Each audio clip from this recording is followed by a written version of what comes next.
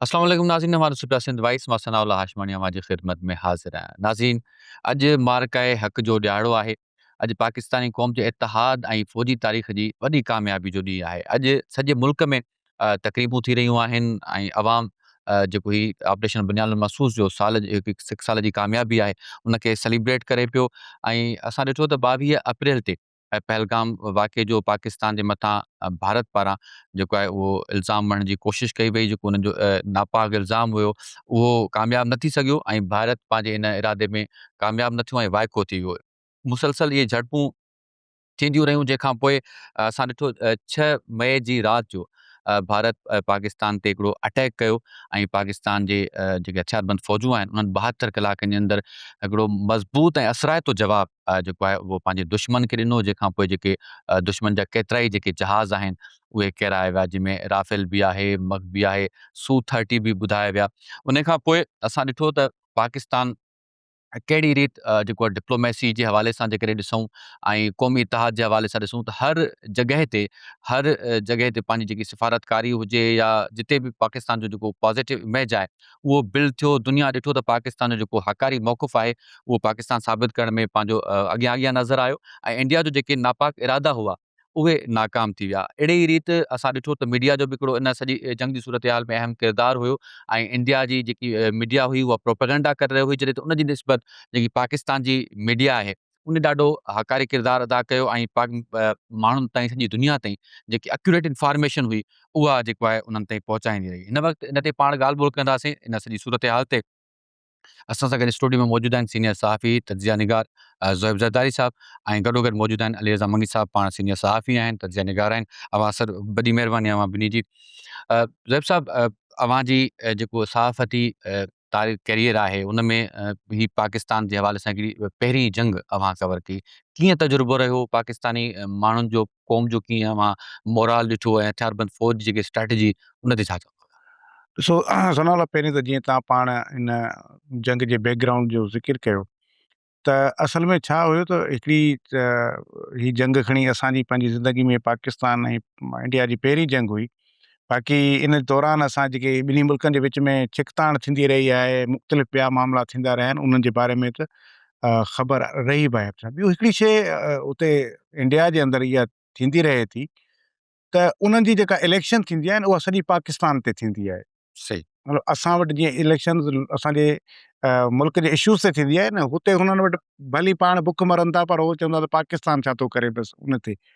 त इहो छाकाणि त हाणे इलेक्शन हुते कुझु सूबनि में थी बि वई आहे, अञा कुझु मरहलनि में हले बि पई, त मोदी खे छाकाणि त हाणे इलेक्शन ॿीहर खटणी हुई, 3-4 दफ़ा त थी वियो आहे, त हाणे उनखे इहो हुयो त कंहिं न कंहिं तरीक़े सां मां जेको आहे सो वरी जंग कयां या कुझु अहिड़ो मामिलो कयां, वरी पाकिस्तान जो ख़ौफ़ ॾियारियां भारतीयनि खे ऐं पोइ वरी हुननि खां वोट वठां। उनजे करे इहो 22 अप्रैल वारो जेको पहलगाम जो वाक़ियो थियो ऐं उन में उनजो इल्ज़ाम हुननि फ़ौरन ई कुझु देरि में ई पाकिस्तान जे मथां लॻाए छॾियो जी ऐं हा। जॾहिं त अॻिते हली दुनिया ॿुधायो त इहो त पाकिस्तान में मुलविस ई कोन्हे।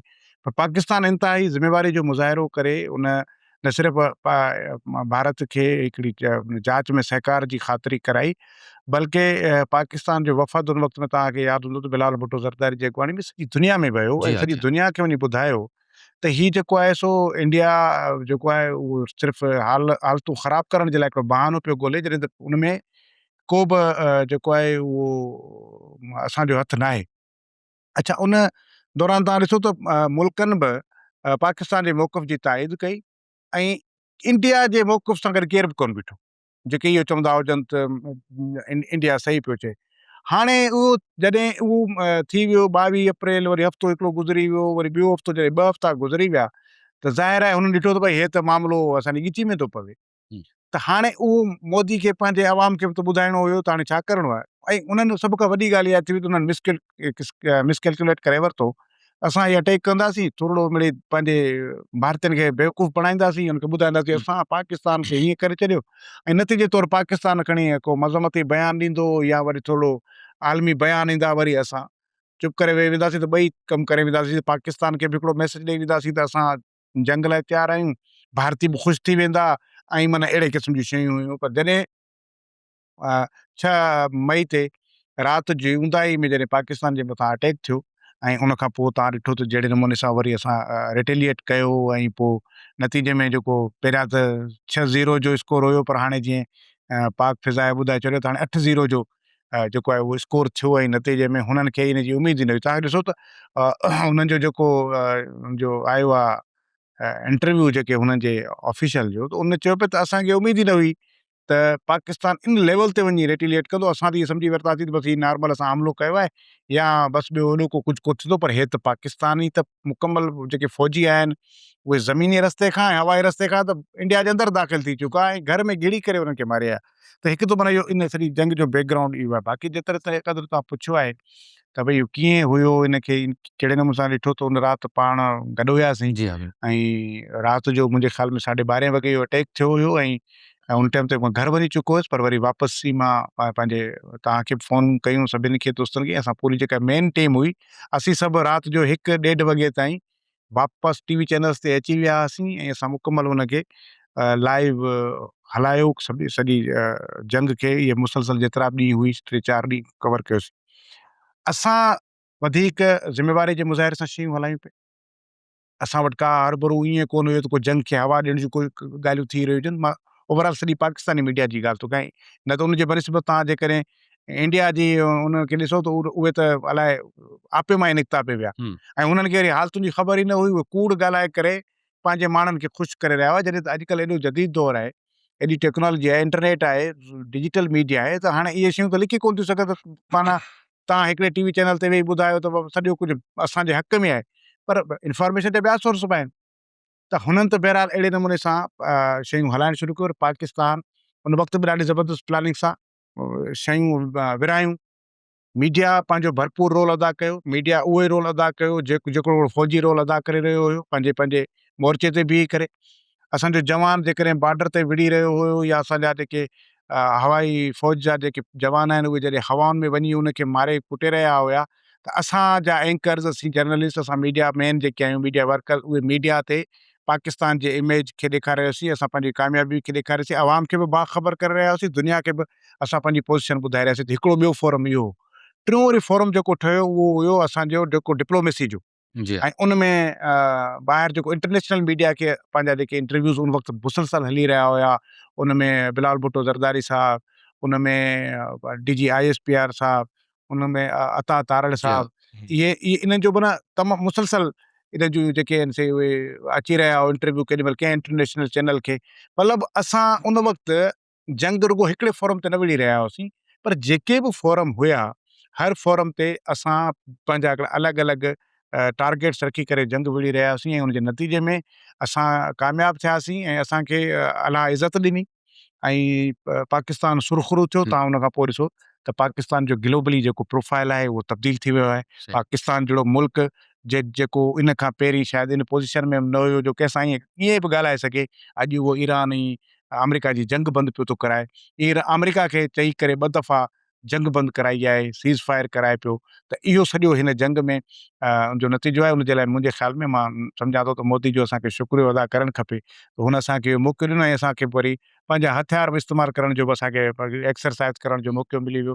हुननि जा जहाज़ जीअं मशकनि में बि किरी पवनि था ऐं असांजा जहाज़ जॾहिं जंग में विया त उन्हनि खे उन्हनि जे घर में ई उन जा 8 जहाज़ ढेर करे वरी असांजा सही सलामत वापसि पहुता।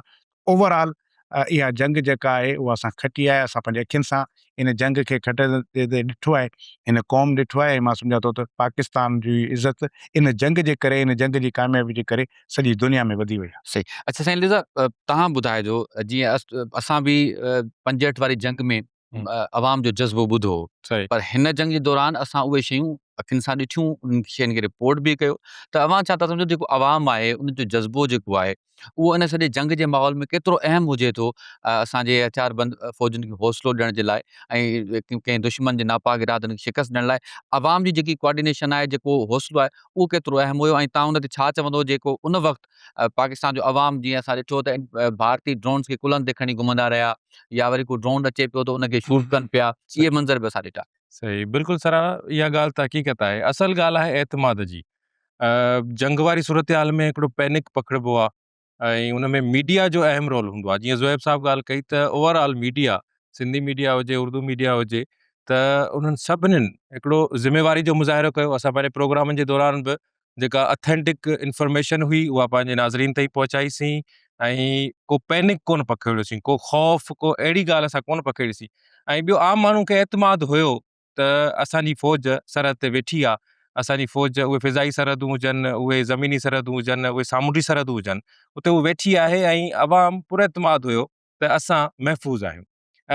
इहा ॻाल्हि हाणे जेका जंग ताज़ी हले पई, ईरान ऐं अमेरिका इसराइल जी जेका जंग हले पई सनाउल्ला, उन में बि इहा शइ ॾिठी वई त जेकॾहिं डिफेंस मज़बूत आहे, केतिरा बि मुल्क मज़बूत छो न हुजनि, यूएई आहे, मुख़्तलिफ़ ॿिया मुल्क आहिनि, पर जेकॾहिं उन्हनि जो डिफेंस सिस्टम मज़बूत नाहे त उहे ॼण त बेवस ऐं लाचार नज़र अचनि था।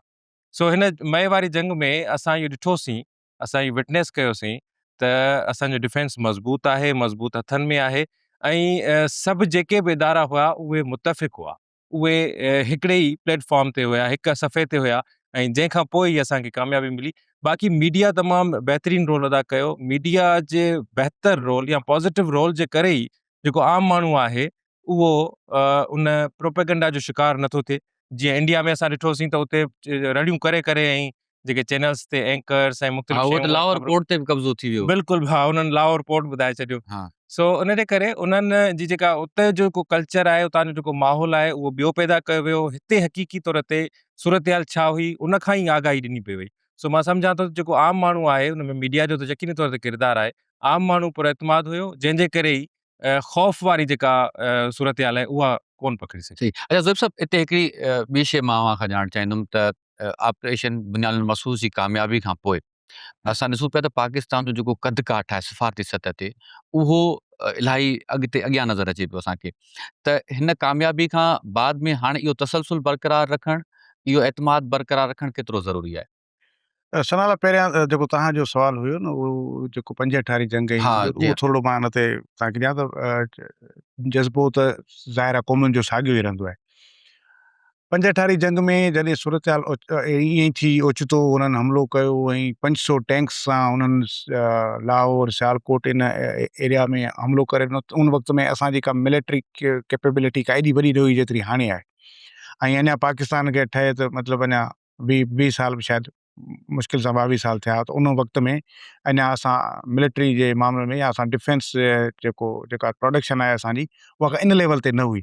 पर उहा जॾहिं ओचितो उहो हमिलो थियो त उन में अवाम जेको हुई, जेको माण्हू हुया लाहौर जा या ॿियनि शहरनि जा, उहे निकिरी आया। असां वटि सिंध जे अंदरि बि जेके हुर मुजाहिद हुया, उहे त वञी इंडिया जे हथुनि में दाख़िल थी विया हुया। माण्हू उन वक़्तु बि पाण हथियार खणी निकिता हुया ऐं उहे उन सां भारतीय फ़ौज सां विढ़िया हुया।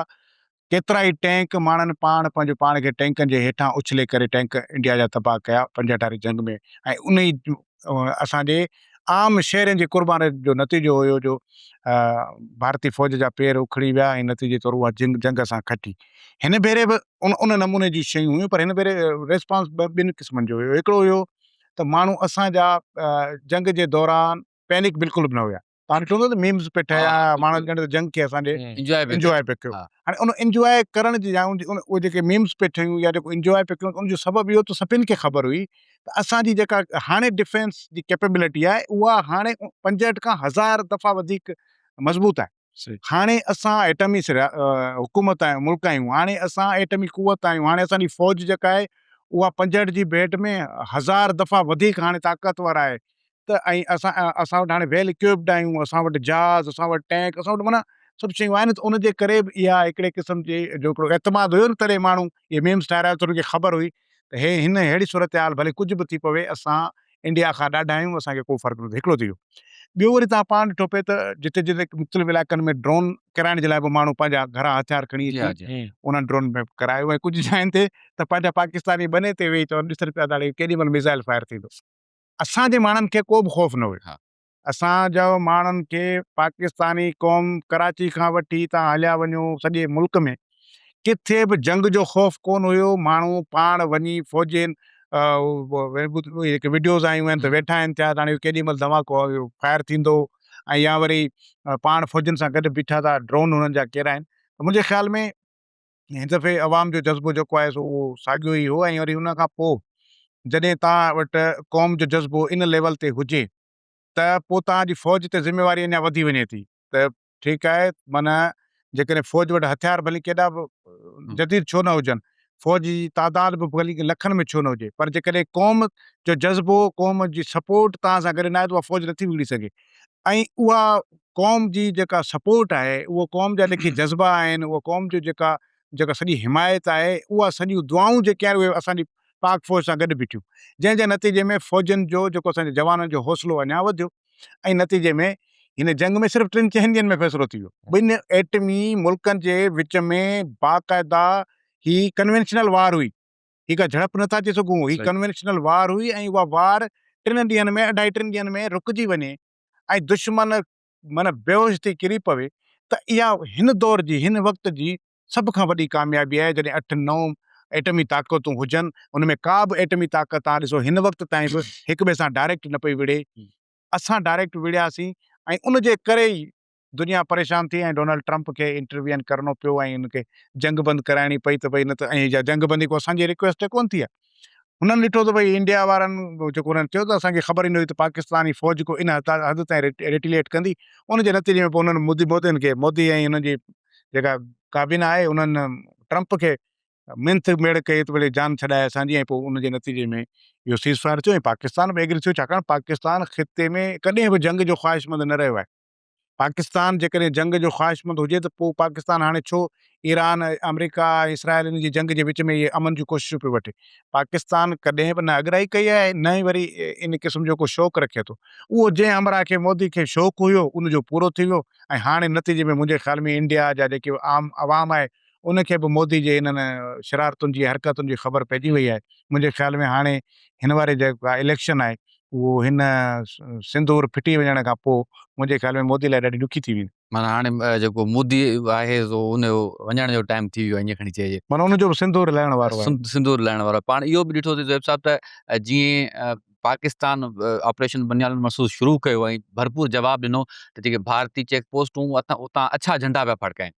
इहे बि विजुअल्स उन पहिरें ॾींहं पहिरें ॾींहं ते कुझु ई असां कलाकनि खां रुॻो पोइ हिकिड़ो ॿ गोला लॻा, हुननि चयो बाबा असां बसि कई, कुझु ई असां कलाकनि खां पोइ इहे अछा झंडा बि नज़र आया। बसि असांजे आख़िरी कमेंट मां अव्हां खां ॼाणणु चाहींदुमि त हिन में जदीद टेक्नोलॉजी जो पाकिस्तान इस्तेमालु कयो ऐं रियल टाइम इंटेलिजेंस बि असांखे इन सॼी नज़र आई, साइबर ऑपरेशन्स बि नज़र आया। इन सॼी सूरत हाल ते तव्हां छा कमेंट कंदो त पाकिस्तान इन हद ताईं वेल इक्विप्ड बि आहे, साइबर जी दुनिया में बि, रियल टाइम इंटेलिजेंस जी दुनिया में बि, टेक्नोलॉजी जी दुनिया में बि? बिल्कुलु सनाला, जेकॾहिं असां पंहिंजे पाण खे वेल इक्विप्ड न कंदासीं ऐं हिन दौर सां गॾु न हलंदासीं, उहो डिफेंस सिस्टम हुजे, आम ज़िंदगी हुजे, त असां पूरी दुनिया खां पोइ ते रहिजी वेंदासीं। ऐं जीअं ज़ोएब साहब ॻाल्हि कई त 7-8 एटॉमिक क़ुवतूं आहिनि, पर उहे आम्हूं साम्हूं न आहिनि। ऐं हिन वक़्तु दुनिया खे बि ख़बर आहे, दुनिया हिन जंग में बि ॾिसी वरितो त जेकॾहिं न रोकियो वियो त इन जा नतीजा अञा वधीक उघरा निकिरंदा। उनजे करे मुदाख़लत करणी पई। ऐं जंग त कंहिंजे बि हक़ में न आहे, उहो आम जेकॾहिं इंसानी ज़िंदगी जी ॻाल्हि कयूं, दुनिया जी ॻाल्हि कयूं, माहौल जी ॻाल्हि कयूं या माहौलियात जी ॻाल्हि कयूं, ऐं पाकिस्तान बि कॾहिं बि जंग जो ख़्वाहिशमंद न रहियो आहे। पाकिस्तान पंहिंजी जेको हक़ आहे उहो इस्तेमालु ज़रूरु सदाईं अमन कंदो जूं आहे। कोशिशूं कयूं अमन आहिनि, जी बिल्कुलु कोशिशूं कयूं बिल्कुलु। आहिनि, उहो ख़ितो हुजे, पूरी दुनिया जी सतह हुजे, पाकिस्तान हमेशह अमन जो पैगाम अॻिते पहुचायो आहे, अॻिते कयो आहे, उनखे ई हथी वठाई आहे।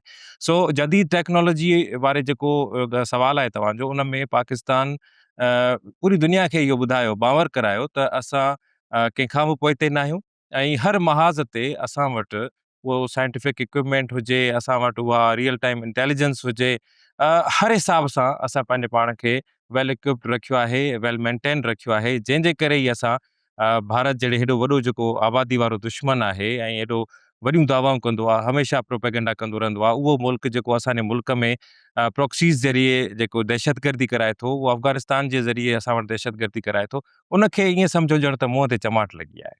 ठीकु है, वॾी महिरबानी अली रज़ा मगी साहब, ज़ोएब साहब, तव्हांजी वॾी महिरबानी। नाज़रीन, मोज़िज़ महिमान जी अवां ॻाल्हि ॿोल ॿुधी, इन उमेद सां अव्हां खां इजाज़त वठंदासीं त पाकिस्तान सदाईं ईअं ई शाद ऐं आबाद रहे।